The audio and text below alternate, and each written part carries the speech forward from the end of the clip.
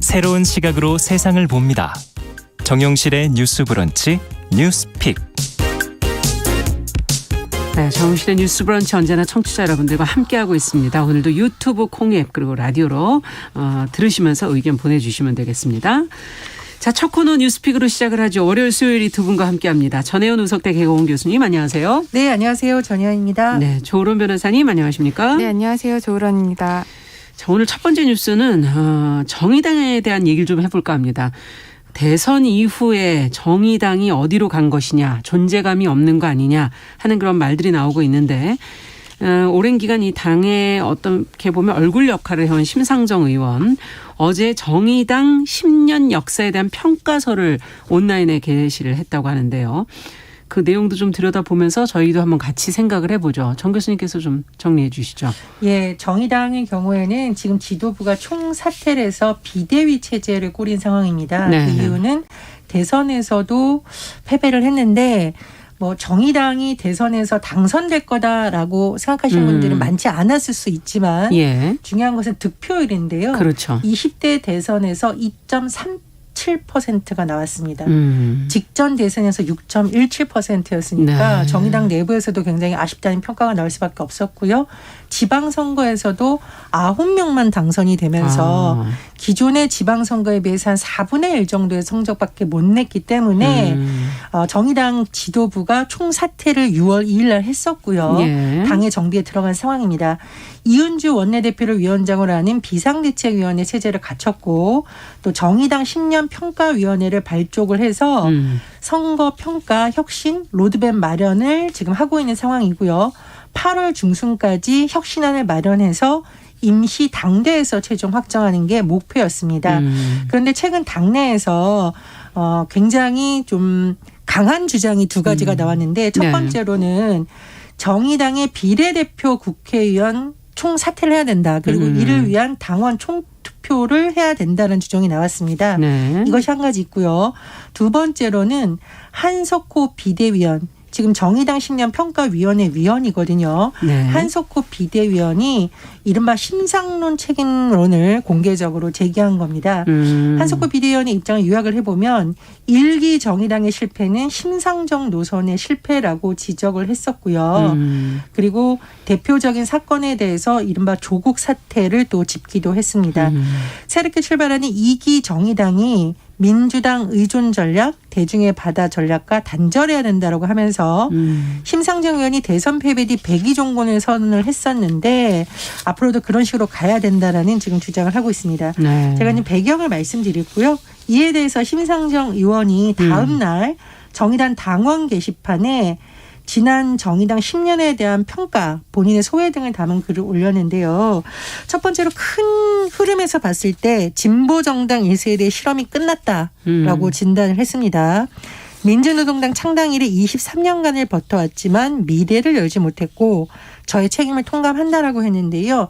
구체적인 사건을 지금 몇 가지 비대위원들이 짚은 바가 있잖아요. 예. 이와 관련해서 좀 입장을 살펴보면 첫 번째로 조국 법무부 장관 임명에 대해서 정의당이 동의한 것에 대해서는 명백한 정치적 오류였다고 사과를 했습니다만 일각에서 선거법을 통과시키기 위해서 민주당과 손을 잡았던 것 아니냐. 타협한 거 아니냐. 그렇죠. 네. 이른바 데스노트라는 것이 있었는데 조국 장관을 선거법을 통과시키기 위해서 그 데스노트에서 삭제하고 민주당과 손잡은 거 아니냐는 논란이 있었습니다. 이 부분에 대해서는 당시 당의 분위기, 당내 여론을 고려했다고 설명을 했었고요.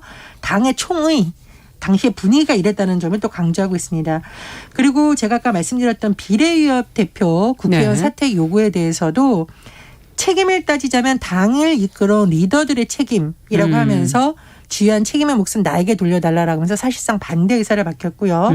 또 일각에서 지금 나오는 주장은 뭐냐면 정의당이 젠더 문제만 몰입해 있다라는 지적이 나온 바 있습니다. 네. 이에 대해서는 노동, 민생 인세 이슈를 부각시키는 노력을 배가해야 될이지 성평등 노력이 과했다는 식으로 접근할 문제는 아니다라고 답변을 올렸습니다. 네.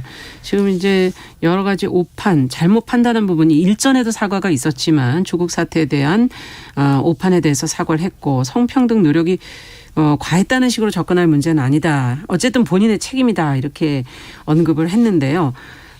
어떻게 보십니까? 지금 나온 비대위원회 문제 제기와 또 심상정 의원의 입장과 이런 거 비교해 보실 때 어떤 부분을 주목하셨는지요? 양측 주장 다 어느 정도 일리는 있어 보입니다. 예. 일단 정의당이 이렇게까지 된 데 있어서 가장 중요한 문제는 지금 거대 정당들과 차별성이 없다라는 데 있다라고 보입니다. 이제 기존 동안에는 이제 기존에 있어서 다른 정당과 차별화되는 뭐 목소리라든지 정책들이 굉장히 많이 나왔습니다. 사회적 약자에 대한 정책, 그리고 노동자 계층에 대한 네. 정책. 그래서 이제 국민들이 정의당에 대해서 소구력을 느끼고 그렇기 때문에 지지를 했었던 점이 분명히 있었거든요. 네. 그런데 지금 뭐 민주당이거나 아니면 국민의힘 이런 진보 쪽이라든지 아니면은 보수 쪽이라든지 다 어떻게 보면은 정의당이 하고자 했던 그런 정책들을 조금씩 다 하고 있습니다. 그러다 보니까 정의당이 말하는 자신들의 정책이 차별화되지 못하고 구별되지 못한 그 문제점이 있는데, 사실 이것은 그 거대 정당이 이 정책들을 뭐 수용한 부분에서 어쩔 수 없는 한계였다라고도 할 수 있겠지만은, 정의당이 진보 정당으로서 우리나라 원내 정당으로 성장하기 위해서는 이 부분을 다른 정당들과 차별화할 수 있는 구체적이고 삶에 적용할 수 있고 실천할 수 있는 그런 대안들을 더욱더 적극적으로 찾아내야 했었다라는 비판이 가능할 수 있을 것 같고요. 또 하나의 문제는 지금 그 조국 사태 관련해서 오판에 대해서 사과를 하고 있지만, 이 문제 때문에 사실 정의당이 많은 신뢰를 잃어버린 건 사실이거든요. 왜냐하면 그전에 정의당이 추구해왔던 원칙과는 조금 다른 선택을 했기 때문에 기존의 정의당의 가치를 추구했던 많은 사람들이 그 사태를 보고 많이 외면했었던 결과를 낳을 수밖에 당원들의 없었거든요. 탈당이라든지 이런 것들이 있었죠. 물론 정의당은 이게 소수 정당이기 때문에 뭐 선거법을 같이 개정을 하기 위해서라든지 어떤 정책을 실현하기 위해서는 거대 정당과 타협을 할 수밖에 없습니다. 타협을 할 수밖에 없는데, 이 원칙을 무너뜨려 가면서 타협을 하는 것은 국민들로 하여금 그 정당에 대한 신뢰를 무너뜨릴 수 있는 그런 사건이 될 수가 있기 때문에 굉장히 조심했어야 됨에도 불구하고 그런 것을 이루지 못했고, 만약에 이런 것들을 관철을 하려면 국민들에게 타협을 할 수밖에 없었던 그런 부분들을 충분히 설득시켰어야 했는데, 그런 노력이나 그런 결과가 나오지 않았다라는 점이 있지 않을까, 그렇게 생각을 합니다. 네, 어쨌든 크게 보면 거대 정당과의 차별적인 정책, 또 가치나 원칙을 고수하는 부분에서의 문제, 이런 것들을 좀 지적을 해 주셨는데, 정 교수님께서는 어떻게 보십니까? 근데 일각에서는 양당 정치의 구조적인 한계를 지적하고 그것이 있는 것도 사실인데요. 그렇죠. 진보당이 이번 지방선거에서 21명을 당선시켰습니다.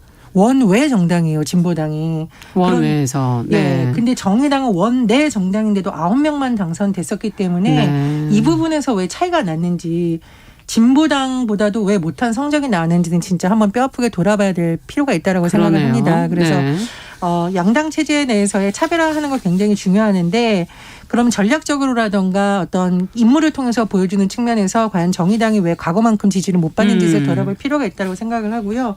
저는 이게 이른바 심상정 딜레마라고 생각을 하는데, 심상정이라는 너무나 걸출한 인물이 대선에 나가서 토론을 잘할 거고 대중의 관심을 모을 것이고 양당 후보들 못지않은 어떤 실력을 보여줄 거라는 기대감이 있는 건 사실인데, 문제는 계속 심상정 의원이 주요한 선거마다 나서고 지도부의 얼굴로 있다 보니 본인은 전혀 그런 의도가 없었어도 약간 기득권화된 정당, 계속 고여있는 정당이라는 이미지가 형성된 것도 사실입니다. 이 부분을 어떻게 봐야 될지 고민이 필요하다고 보고요. 또 하나, 저는 이 비례대표를 교체하는 문제는 개인적으로 반대입니다. 왜냐하면 지금 장혜영 의원이라던가 이런 의원들이 정치권, 제도적인 데인데 영입된 지가 지금 3년도 안 됐어요. 2년 정도밖에 안 됐는데, 저는 다른 정당의 의원들과 비교해 봤을 때 다른 장애인 문제라든가 그것을 위한 법안 발의에 있어서 최선을 다했다고 평가를 하기 때문에 모든 대중들에게 좋은 평가를 받지 않았다 하더라도 정의당이 오히려 이런 면에서는 인재를 육성하고 키워야 된다고 생각을 하고, 현재로서는 비례대표로 영입해서 하는 방법이 그래도 효과적인 방법이기 때문에 선택을 했기 때문에 심상정 의원의 주장처럼 지도부에게 책임을 맡는 것은 맞지만 비례대표 모든 인물들에게 책임을 맡는 것은 적절한 방법은 아니라고 생각을 합니다. 세 번째로, 이른바 패미당 논란에 대해서도 과연 그럼 정의당이 젠더 문제에만 몰입했기 때문에 선거에 패배냐 저는 그렇다고 생각하지는 않고요. 오히려 그랬기 때문에 그나마도 많은 여성들이 정의당에 대한 기대를 접지 않았다고 생각을 했기 때문에 분리해서 생각할 문제가 아니라 이 불평등 문제를 그러면 어떻게 더 잘 부각을 시키고 중요한 것은 정의당이 하고자 하는 중앙정치적인 노력뿐만 아니라 지역에서 풀뿌리를 내려야 사실 지방선거는 가능성이 있거든요. 그렇죠. 그런 네. 점을 조금 더 고민하면 좋겠다는 생각이 듭니다. 네. 지금 이제 두 분 말씀을 들으면서 지금 뭐 사설들도 나오는 것이 이건 리모델링을 해야 되는 거냐 뭐 재건축을 해야 되는 거냐 하는 정도의 얘기가 있어서 앞으로도 또 뼈아픈 노력이 필요하지 않을까 하는 그런 생각이 듭니다. 자, 두 번째 뉴스로 저희가 간략하게 좀 언급하고 가야 될 것 같습니다. 경찰이 지금 앞서도 말씀드린 것처럼 여성의 알몸을 촬영하고 단체 대화방에 공유해서 지금 인권이 진정이 제기된 상태인데 그 내용 간략히 설명해 주시면 생각해 볼 부분들을 짚어보죠. 네, 이제 경찰이 성매매를 단속하는 과정에서 여성의 알몸을 촬영하고 이 촬영한 그 사진을 단체 메신저 방에서 공유한 사실이 있었는데요. 네. 이 피해 여성과 시민단체는 여성이 인권을 침해당했다며 그 관련 수사와 책임자 징계를 요구하고 있고요. 네. 국가인권위원회에 진정을 제기를 했습니다.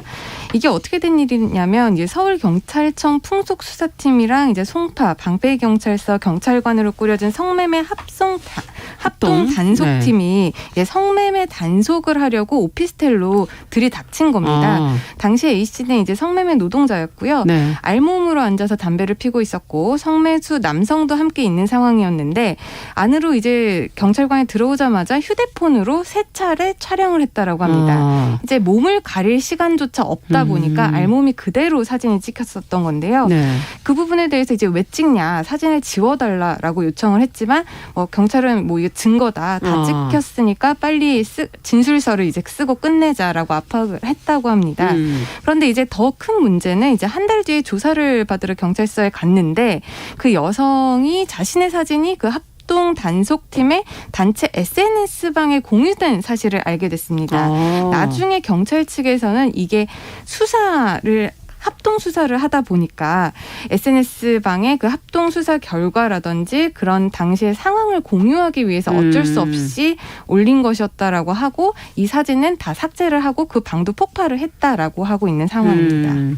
자, 이거 뭐 어떻게 봐야 될까요? 이 현행범 수사를 위해서 이건 이제 어떤 체증을 하는 것이다 이렇게 지금 얘기를 하고 있는 것 같은데 어느 정도 선까지 용인이 되는 거고 아닌 것이 금지되는 부분이 있는 것인지 두 분께서 좀 생각을 좀 얘기해 주시죠. 정 교수님 어떻게 보십니까? 근데 이제 이 여성의 지금 변호를 맡은 단체들의 주장을 보면 당시에 경찰이 3명이나 이 현장에 들어왔었는데 3명이나 굳이 알몸 촬영을 그렇게 했어야 되느냐. 예를 들면 이 여성이 도주할 수 있는 상황도 아니었고 몸을 가리고 촬영을 하더라도 충분히 성매매 현장이라는 것을 확보할 만한 증거가 할 수 있는 상황이었는데 굳이 해야 되냐는 면입니다. 그래서 저도 관례적으로 이런 것이 많았기 때문에 고치자는 차원에서 이렇게 단체들도 기자회견한 것으로 보이거든요. 네.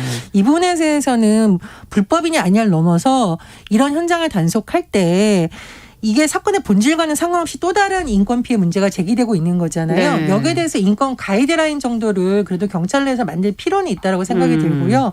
두 번째로 단체 대화방인데 2가지가 있거든요. 공무원들이 쓰는 행정적인 업무를 하는 컴퓨터를 이용한 메신저가 하나 있고요. 그렇죠. 개인이 가지고 있는 휴대전화를 통한 메신저 단체 대화방이 있는데 지금 문제가 된 것이 개인의 휴대전화. SNS가 개인 휴대전화. 예, 개인 휴대전화를 한 단체 카톡 이제 뭐 이 대화방입니다. 근데 이게 문제가 뭐냐면 공용 메신저 같은 경우에는 이게 나중에 문제가 됐을 때 누가 사용했는지 추적이 되거나 그렇죠. 관리 책임자들의 여러 가지가 관여될 수가 있는데 개인 휴대전화는 우리가 앞서 사례에서 보듯이 누가 이것을 단속을 하거나 지워졌는지 확인할 수 있는 방법이 없어요. 본인에는. 물론 확인을 할 수 있겠지만 변호사님이 더 잘 아시겠지만 법적으로 굉장히 어려운 절차를 거쳐야 가능하기 된다. 때문에 네. 사진이 유포된 피해자라고 주장하는 입장에서는 굉장히 더 불안할 수밖에 없는 거죠. 그래서 이 부분에 대해서 경찰에서는 분명히 논의가 필요하다는 생각이 듭니다. 일단 시간이 지금 짧아서 좀 간략하게 말씀을 드리면 사진을 찍은 것 자체는 성매매라는 것을 입증하기 위한 뭐 다른 방법도 있었겠지만 가장 정확한 증거이기 때문에 그거는 어쩔 수 없이 할 수 밖에 없었다. 할 수 있다라고 하더라도 이제 두 번째 단체 SNS방에 공유한 것은 네. 알몸 사진을 그렇게까지 수사에 뭐 합동 수사의 상황이기 때문에 공유를 한다라고 하더라도 이 사진까지 다 뭐 올릴 공유를 할 필요는 없는 필요성은 거죠. 있었느냐. 예. 당시에 뭐 여기서 검거되고 저기서 검거되고 이런 상황을 공유하기 위해서라도 그것은 뭐 문자나 다른 사진으로 대체할 수 있었는데도 굳이 이 사진을 가지고 공유할 필요는 없었다라고 생각을 합니다. 네. 그렇다면 이거는 뭐 법적으로 위법이냐 뭐 불법이냐 이런 거는 어떻게 보십니까? 일단 찍은 것 자체는 이제 적법하다라고 볼 수가 적법하다라고 볼수 있고요. 있지만, 이제 예. 하지만 그 공유한 부분에 대해서는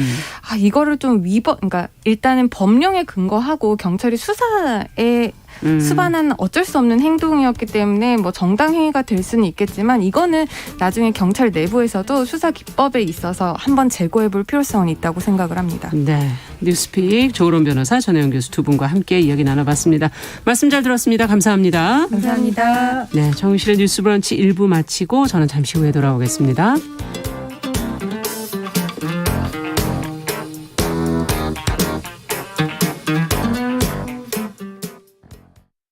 지금 시각은 11시 30분입니다.